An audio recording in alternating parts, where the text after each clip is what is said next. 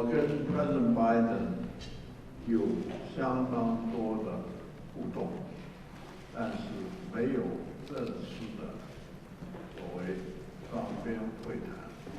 但是有好几个资深的官员比方说是 Secretary of State Lincoln， 比方说是 Vice President， 我跟他们几位都有相当深入的讨论，很多事情都不是能够成功或者失败来表达的比方说这一次吧我认为我的任务就是传达蔡总统要我传达的4个讯息，那我觉得我已经做到了。And it's important to our President Joe Biden. We're very proud of him. As you know, he made overtures with the President of China about trying to find common ground on certain issues, and we want to see if that can happen. But I will tell you this, as excited as I am about a panda, and that's pretty exciting, it's no substitute for democracy.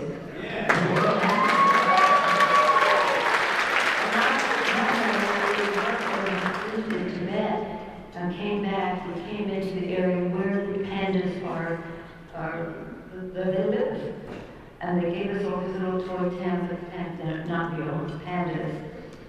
And I wish people could understand how some of the people in that region were treated by the government that were taking care of those pandas. But anyway, not to go too far down that track. Let me just say, I saw executives go to dinner and then, like, okay, find your common ground. This is a good thing. Let's see where it leads us. But just remember this. If we do not speak out for democracy and human rights when it comes to China, we lose all moral authority to speak about it any other place in the world.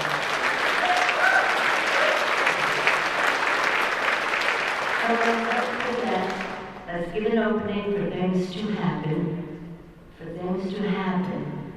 But let us remember that the integrity, the rule of law, the integrity of borders, the sovereignty of nations, that's what was signed in San Francisco in 1945, the United Nations Charter, and it was signed by China, 1945.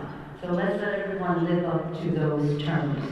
Rule of law, sovereignty, respect for borders when it comes to Taiwan. And thank you for being a leader in so many ways. I'm trying to fight, not so successfully, to make sure you can be observers in certain UN agencies, the World Health Organization, for example. They have nothing but to benefit from having, if they had Taiwan, be part of that. So thank you for the resource.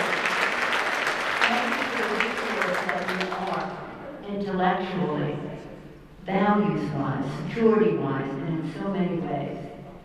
I'm pleased to be welcoming you to San Francisco with my husband.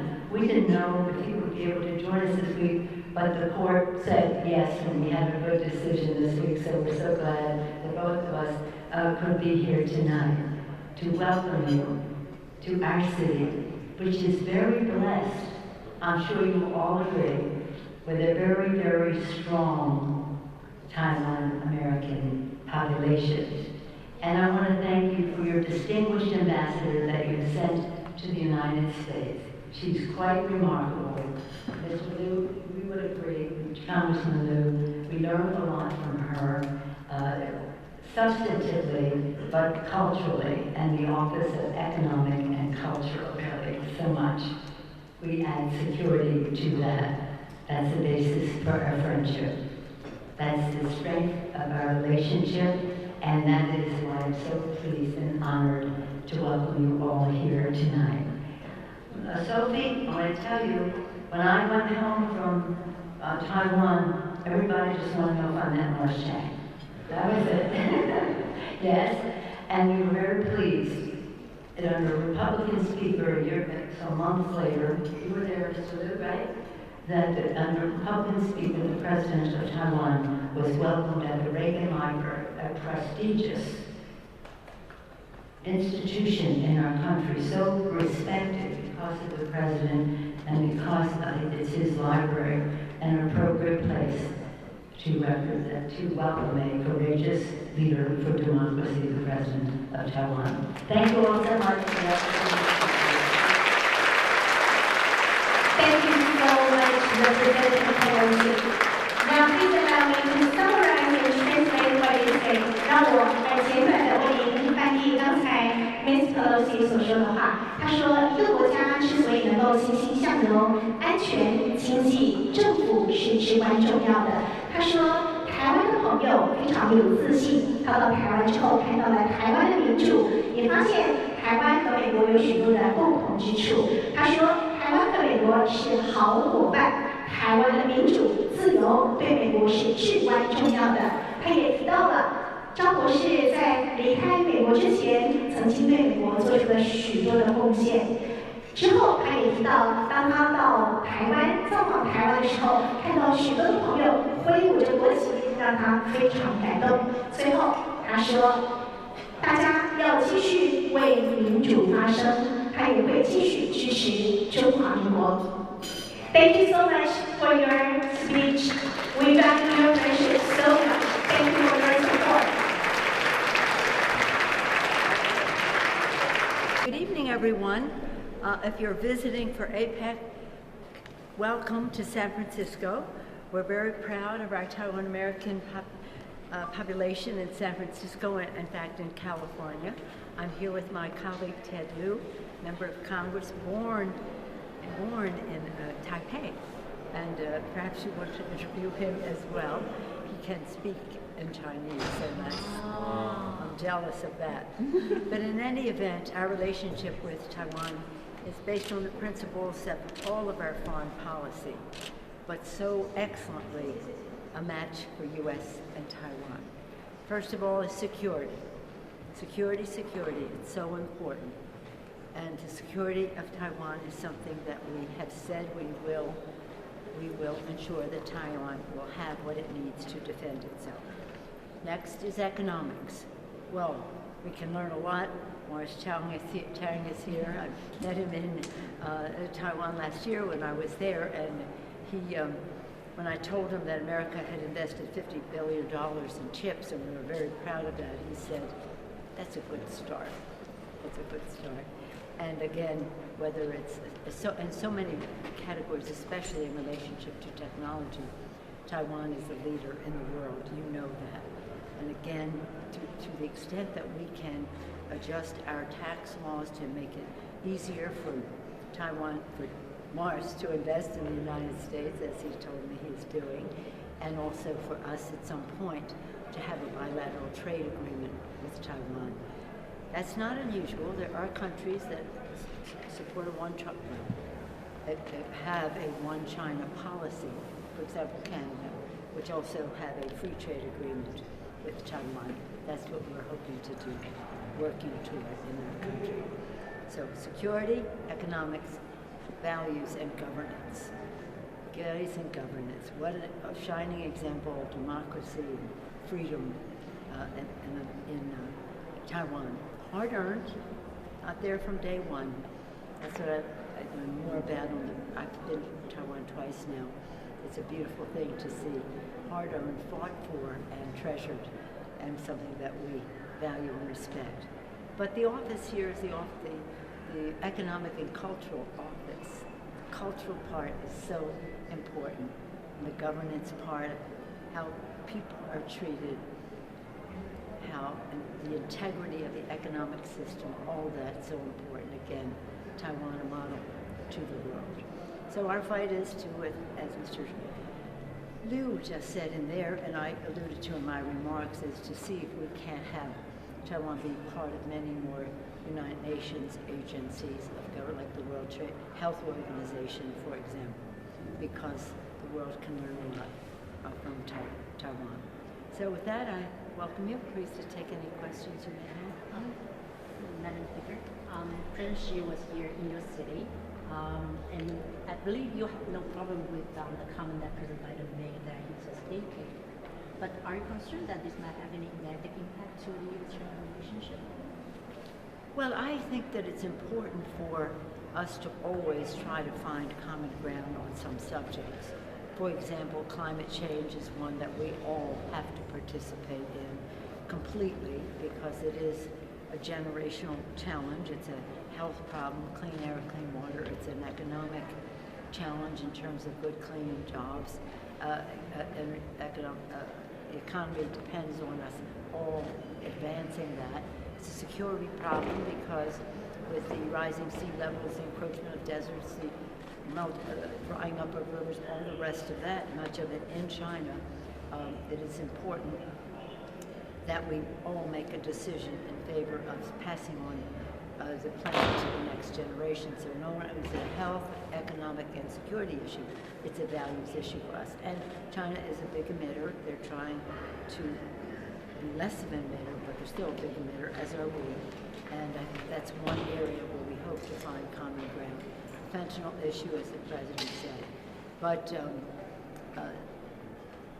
there are issues that relate to security in South China Sea, that relate to economics in terms of unfairness in trade relationships, and of course in governance, how they treat their people that are of concern to us. So I don't know, I've been told that human rights have been brought up at this meeting, I hope so, but we won't hesitate to bring them up, whether it's about democracy, crippling democracy in Hong Kong, suppressing the culture in Tibet, having a genocide with the Uyghurs. That cannot be forgotten because we want to pet a panda. I mean, that's a lovely thing. That's a lovely thing, but it's no substitute for doing that as well as respecting the people. So in the Congress of the United States, we have strong bipartisan support on these 4 areas: Tibet, Uyghurs, Hong Kong, as far as within China, and also strong bipartisan support in the House and the Senate for support for Taiwan to have what it needs to defend itself. Madam Speaker, how do you think your trip to Taiwan last year affected the peace and stability in the Taiwan Strait, and did you achieve your trip's goal? Yes, I'm very proud of what we did last year. I mean, for the President of Taiwan, President of China to say that the Speaker of the House or anybody should not travel to Taiwan. That was just not. The fact is, you know, for 35 years since Tiananmen Square, I have been, I guess 34 years now, I have been calling out the human rights violations in China, the violations of trade in terms of market access and in terms of piracy of intellectual property, and also from a security standpoint, the sale of delivery system, missile technology that contributes to the manufacture of weapons of mass destruction. So I've been sort of not their best friend in those regards. I do respect the people of China. We're blessed here with a large Chinese population, some Taiwan, some mainland oriented, so while we try to find common ground, we cannot ignore what else is happening. So when they're finding common ground, I want to know what progress they're making on it.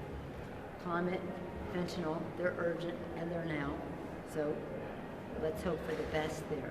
But the most excruciating pain that a tyrant, a dictator can inflict on a political prisoner or anyone is to say, or to a country, nobody's paying any attention to you now. People have forgotten about you. It doesn't matter that much anymore. But we want to make sure they know that it does, and we do. and that's why we keep talking about these issues. And so when I went, there were 4 senators had gone like a week or 2 before me, but nobody said boo, right? But when I went, okay, 34 years, we had a lot of history that they had to speak of, but people around the world and in the Congress, in a bipartisan way, have been very supportive of that trip. Yes, and there's a saying that Ambassador Shaw, she's preparing going back to Taiwan for the presidential election.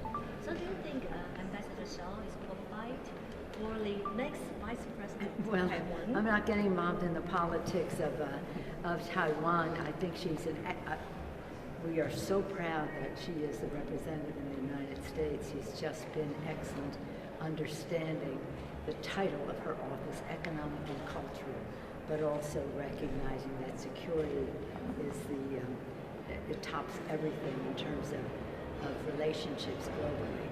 I'm sure that that's up to I don't know how it is even chosen in Taiwan. I don't know if the president chooses the vice president or they just run separately. See, They're on the same ticket. Hmm? They're on the same ticket. And chosen by the president? Yes. By the President. presidential candidate. Well, I certainly wish her and the candidates well, but I'm again not getting involved in that except to say how proud we are that she's the representative to the United States. How she's been really an intellectual resource, a strategic thinker, and just a wonderful diplomat. That means, listening and understanding. Some time it takes a little longer for some people to arrive at the right decision, but she's always been very patient, very patient. So again, welcome to all of you. We're very proud in San Francisco. I think it went very well. This is the end of the day, the last day, and how appropriate that we're doing it in celebration of so many Taiwan Americans in our country and so many visitors from Taiwan for this important meeting. Mr. Chang said in there that this was, I think, like the 6th or 7th time he has represented the government, and every time he comes, he's a celebrity and someone to be reckoned with. I told him in there when I was in Taiwan, when I came home, they said, "Did you meet Morris?" Well, yeah, I met the president, and they knew that. They knew that, but the next question was that he's quite a global celebrity, and for good reason. What a remarkable genius. Thank you. That was time. Some people in Taiwan are very looking forward to see Yeah. You know what? Let me just close with this. You're too young to realize this. When I went to Taiwan, it was the late 90s. I went with some San Francisco, Taiwan. It was a personal kind of visit. Wasn't. What I realized when I got there is that all the good chefs in China were now in Taiwan. The food was spectacular. So I told everybody, if you want to have the best Chinese food, go to Taiwan. Thank you. Thank you. That's what she said. That's my brief.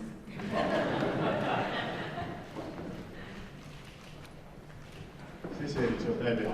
那么接下来 OK， 我们就自然开始进行。那么我们是不是在开启开放提问 ？OK， 那我们首先从台湾的公视的那个佩萱。领袖代表好，我是公视新闻的叶佩萱。好，领袖代表好，我是公视新闻的叶佩萱，想请教这一次在 Apec 过程中有没有跟美国总统拜登进行一些双边会谈？那谈的内容大概是什么？可以跟我们说明一下。然后另外有没有跟中国国家主席习近平有进行一些交流，谈了什么 ？OK， 好 ，With President Biden， 你们有没有双边会谈？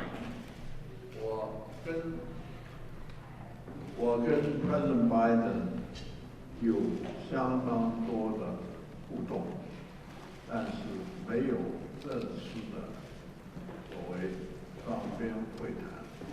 但是有好几个资深的官员比方说是 Secretary of State Lincoln， 比方说是 Vice President Kamala， 比方说是白宫的这个经济的这个资深顾问Leo Brenner， 我跟他们几位都有相当深入的讨论。另外，关于就是有没有跟中国国家主席习近平有一些交流呢？没有跟习主席有任何这个回答任何的这个谈话。对，下一位，刚那个 Reuters 的 Michael。Where are you? Okay, all right. Thank you. I'm Michael Martina from Reuters. I just wanted to follow up on that question. Can you tell us what your conversations with President Biden and Secretary of State Blinken were like? Did you discuss Taiwan's election coming up next year? Thank you. Well, my interactions with President Biden of a social, in fact, I might say, humorous nature.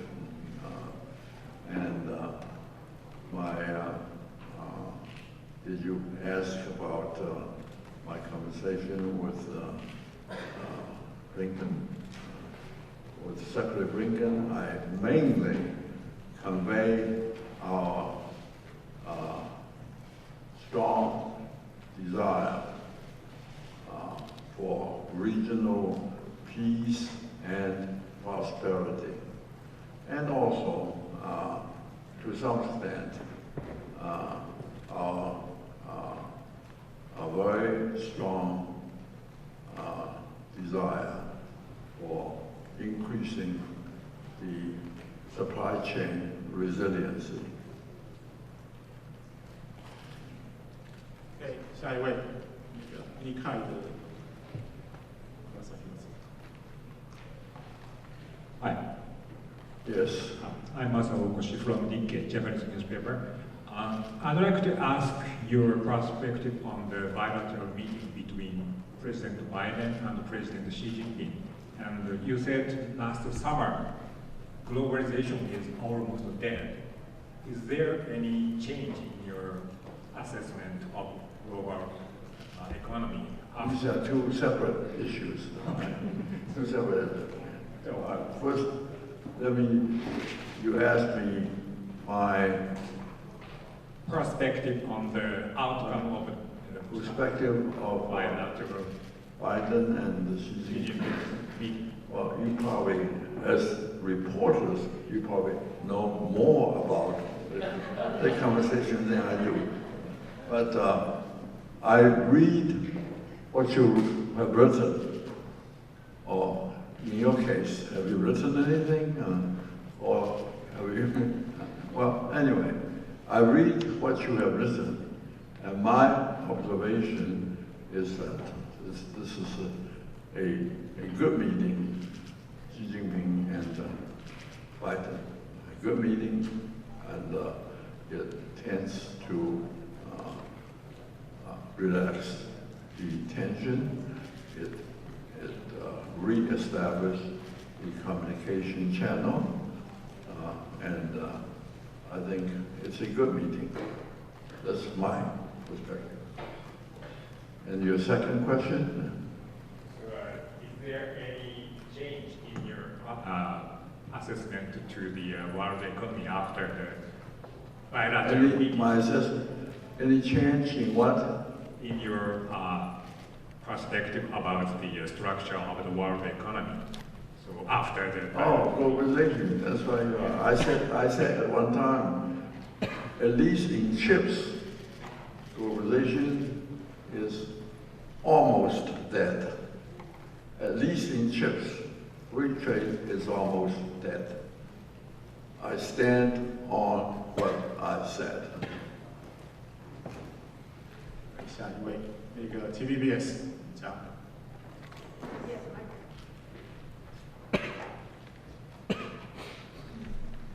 代表你好，我是倪家辉 ，TVBS 的记者。我们知道说，虽然用数字来评价你这一次的成果，并不应该，但我们还是想要问说，您大概和多少的官员或领袖见面？那谁没和您谈晶片？谁没有跟我谈晶片啊？很多官员，而且很多人。根本就不知道晶片哦，恐怕。Anyway, to answer your question seriously, 他们跟我谈晶片的人是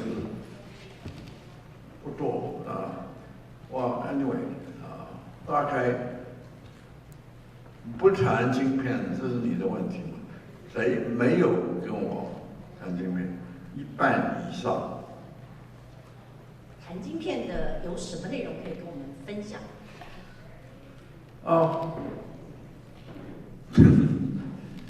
我说出来，也许你认为好笑啊。他们问我晶片到底是怎么一回事？It's true. OK， 下一位。那个 Bloomberg。I'm Anna Swanson with the New York Times. Can I ask you, Dr. Chang, what is your view of the investments that the United States is making in semiconductors? Will these investments be effective, and what will this mean for the U.S.-Taiwan relationship? I'm sorry, would you repeat your question? What is the what? Your view of the investments that the United States is making in semiconductors in the United States to build up chip facilities. You're talking about the CHIPS Act. The CHIPS Act. Yeah. Well, actually, you know the numbers, and you can look at that number. I think it was 52 billion, but about 39 is for subsidies of investment. Do we resonate? All right. Now, if you compare those numbers to the capital investments that only just TSMC makes. TSMC makes, on the average, $30-some billion a year. So, the CHIPS Act, $39 billion is for subsidy over a number of years. TSMC is spending that much or even more than that every year. Are you saying it's too small to be effective, or? Well, no, I didn't say that. You didn't ask that either. Is it too small to be effective? Are you asking now? Yes. Well, I will answer by just repeating what I said almost 2 years ago. 2 years ago, no, in a podcast when I was talking with Dr. Ryan Hess, and my answer to him at that time was that anything like what the CHIPS Act was going to appropriate would be a wasteful exercise in futility. Thank you. Does next person.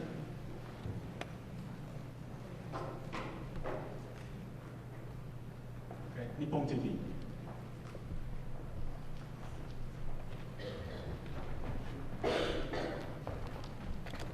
Thank you so much. My name is Apec, Japan Nippon TV. So Dr. Chan, TSMC is constructing a plant in Kumamoto Prefecture. Could you tell us how you are planning to expand your business in Japan? Would you repeat that? I didn't hear what you said.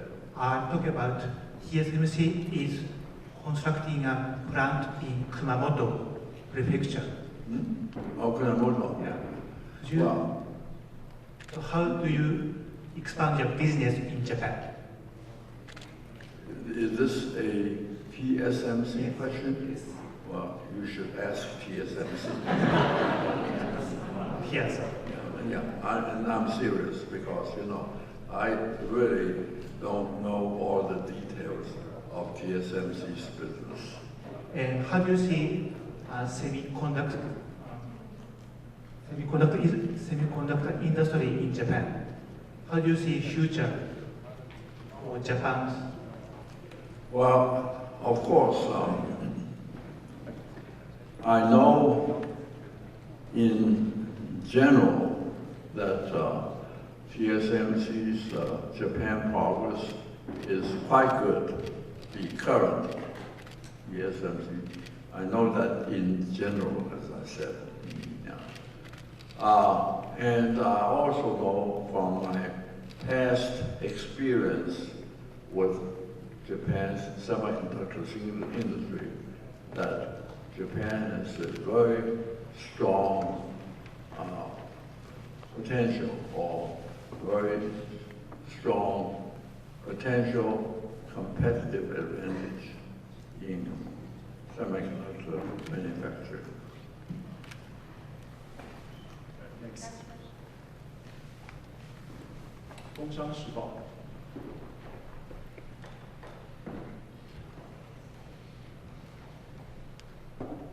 我是工商的月华，我想问一下，就是我们这次双边会谈有谈到供应链韧性的部分是谈了什么？因为很多国家在关心。那还有在半导体跟台积电的部分有没有谈到什么？尤其是跟那个美国白宫的官员有没有谈到晶片的部分？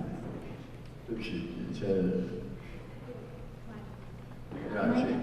我想问一下，就是供应链韧性的部分，就是跟各国什么？供应链韧性，然后跟各国聊到了什么？供应链的韧性怎么样？聊到了什么？各国的看法，或是您提出的看法？供应链的韧性，各国的看法。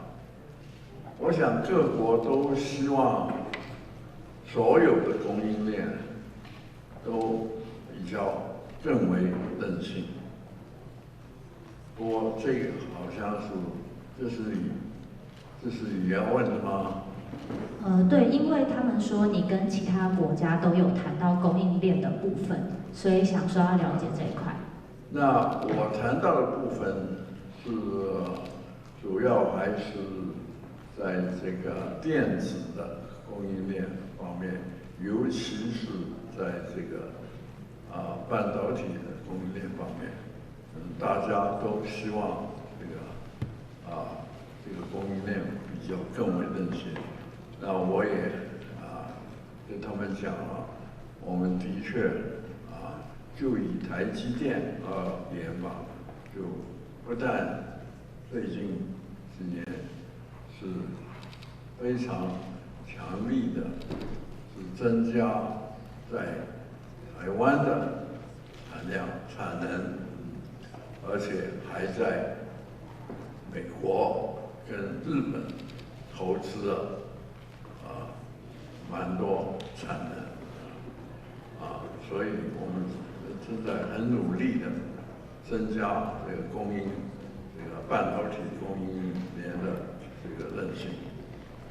那我们在美国，就是台积电的部分，还有在扩厂的计划吗？我现在根本就还是现在还没有产了，所以还没有。根本还没有生产任何增加都是扩产了。Okay, next. FP.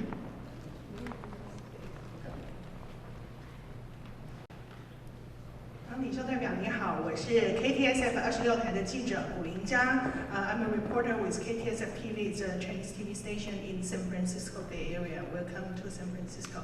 My question is, as we know you have attended so many Apec summits, can you compare this time is hosted by America?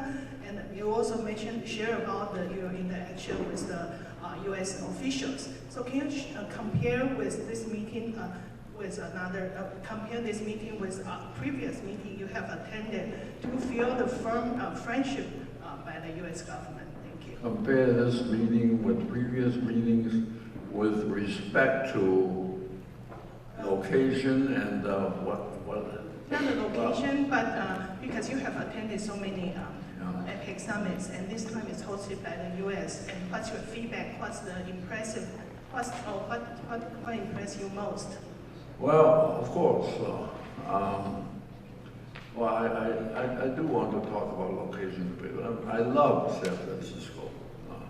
And coming back to San Francisco, this must be maybe 1,000th time I've been here, maybe 1,000 times.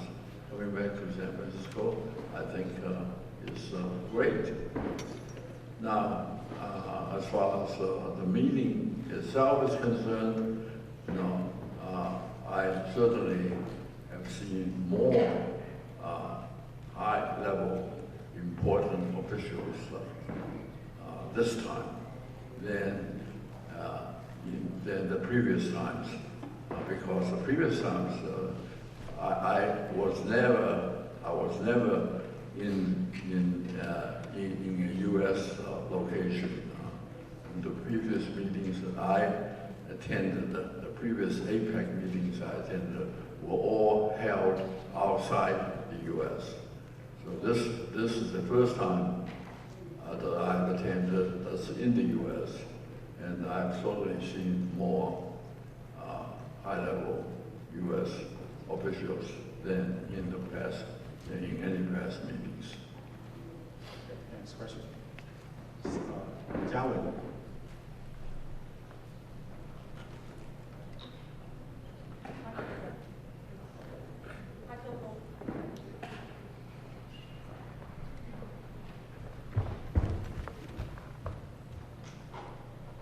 林州代表你好，我是3D 新闻的记者陈嘉文。有一个问题想要请教哦，因为您刚刚有提到，在 Apec 整个会议当中，有非常多的领袖代表关心这个半导体的供应链的这个韧性。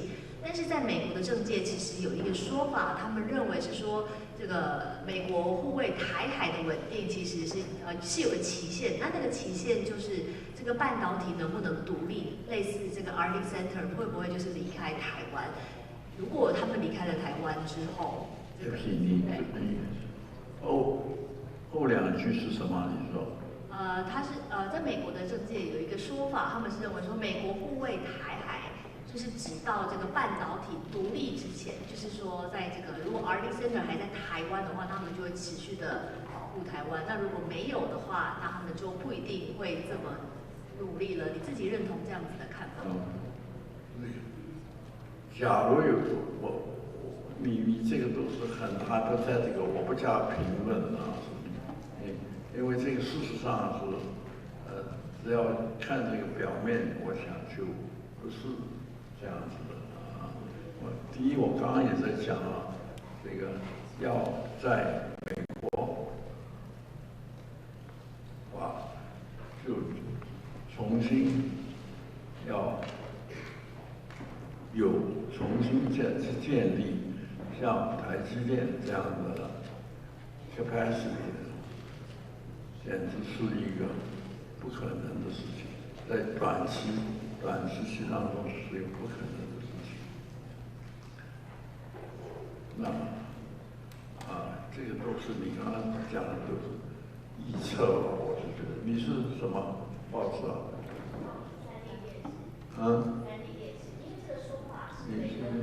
我是3立电视，因为这个说法是这个美国的另一个总统的参选人，他有提到这样子的说法，所以我们想来听听看你的意见。历任谁？历任什么？一名总统。应该是美国的总统参选人。对。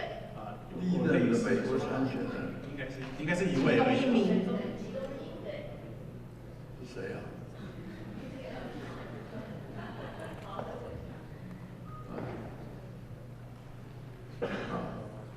嘉文，这个是不是后面再补充？好，那我们就 next question， 那个吴麦新闻。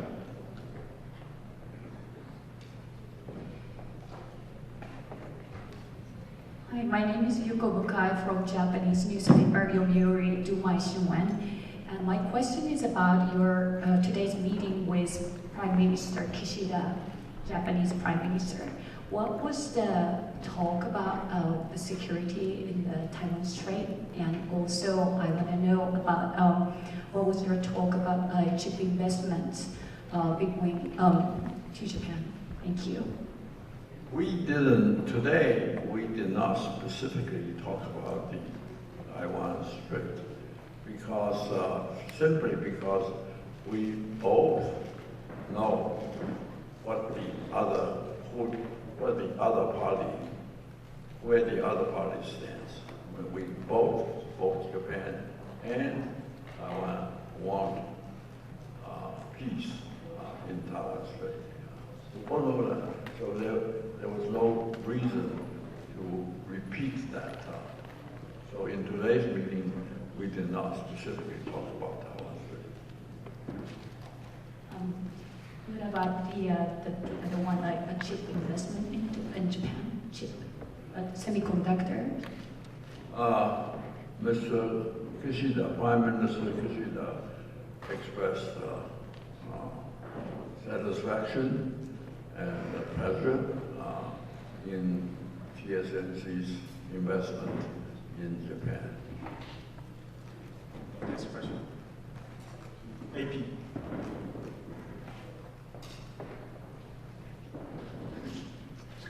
张先生你好，我是美联社的唐迪迪。我的问题是，在这次 Apec 会议当中，除了和美方高级官员谈话以外，你有没有和别的 Apec 成员的国家领袖有会谈？这些会谈的内容主要涉及哪一方面？在多大程度上，台湾可以减少对中国大陆的经济的依赖性？谢谢。我是跟除了因为刚刚开头的那个问题是问我跟美国的这个互动那我就讲了跟美国官员。事实上，你说讲我跟这次会议的领袖有什么互动？我想我跟超过一半以上的这个领袖一共只有20几个国家，我想我跟10几个国家都有谈话，都有互动那你还有问题吗？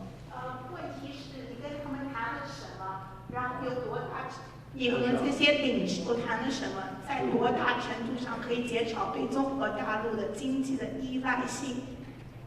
我没有跟他们谈经济的依赖性他们的经济依赖，我只是可是他们的这个我跟他们谈的题目都是集中在这个和平、这个经济发展以及供应链的这个韧性这几个题目。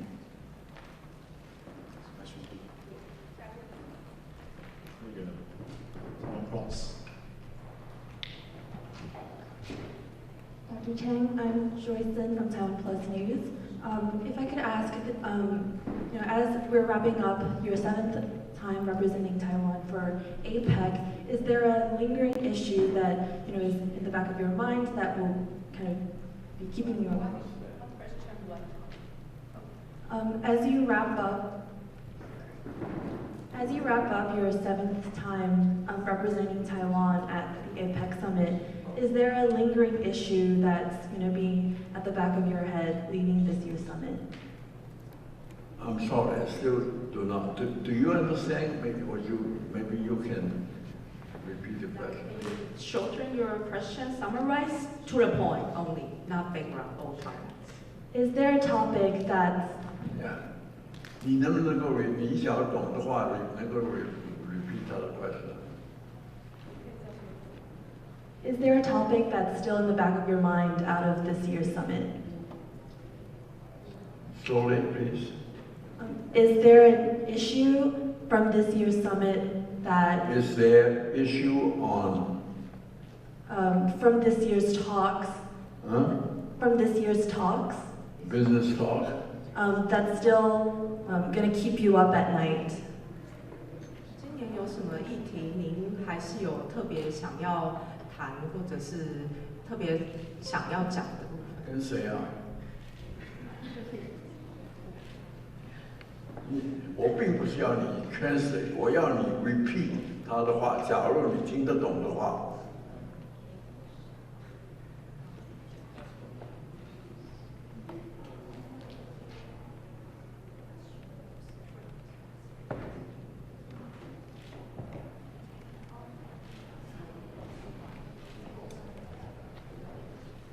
Or is there a topic that you didn't get to discuss at this year's talks? Is there any topic that I didn't get to discuss in this conference? That you wish to bring up? Well, I discussed every topic I wanted to discuss. There's no topic that I want to discuss, that I wanted to discuss, I didn't discuss.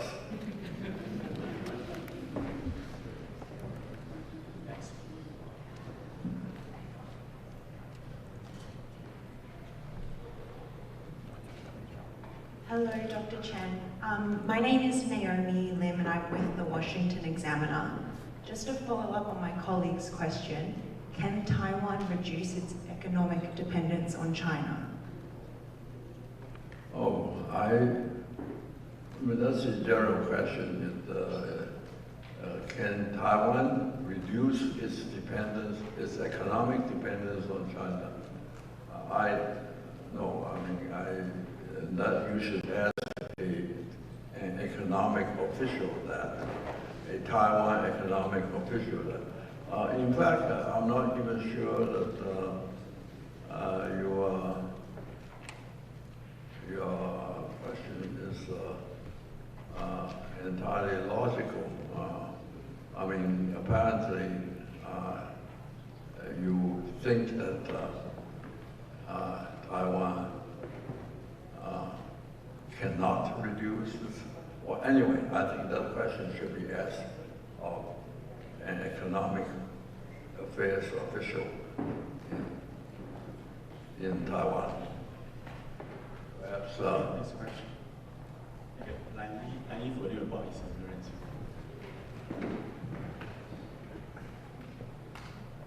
谢谢，你好，我是美国之音的记者丽亚。张博士你好。第一个问题，您怎么看美国政府对中国实施的高科技产品，尤其是高端芯片的出口管制？在这个问题上，您在峰会期间是否跟美方有过交流？我在峰会的就这几天了，是没有跟美国。事实上，我是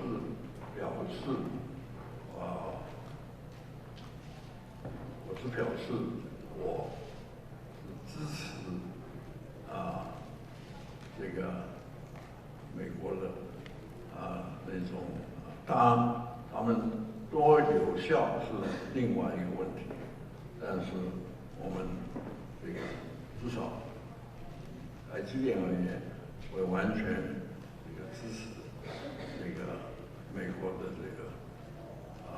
它的禁运啊这些东西。你再补问一个问题好吗？我们是不是先一个问题 ？Next。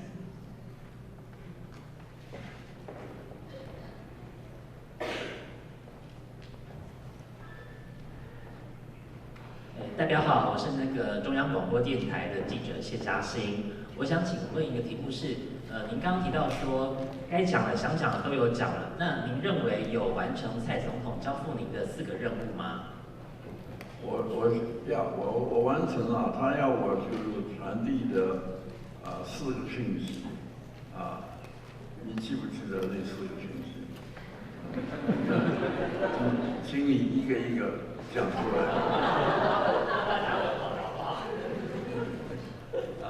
你不记得的话，你问我干嘛？他叫我传到4个讯息，我都传到了。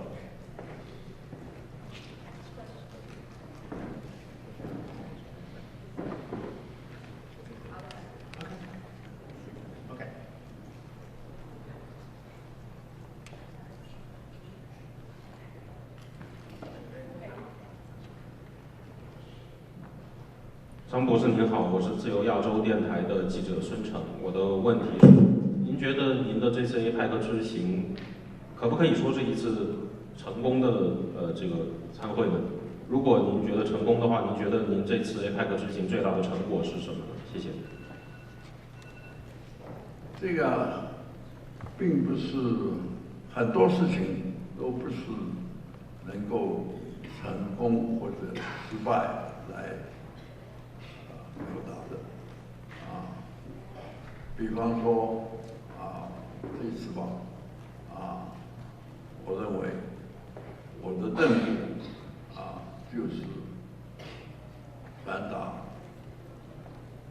蔡总统要我传达的4个讯息。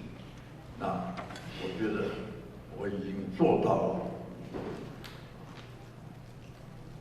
所以你说这是成功吗？然后你说是成功，我也同意你。假如说你这个不是成功，那我要问你，你什么时候才算成功啊？Anyway， 我做到了这个蔡总统给我的任务，就是要传达，就是要全力传达这4个讯息。Okay, next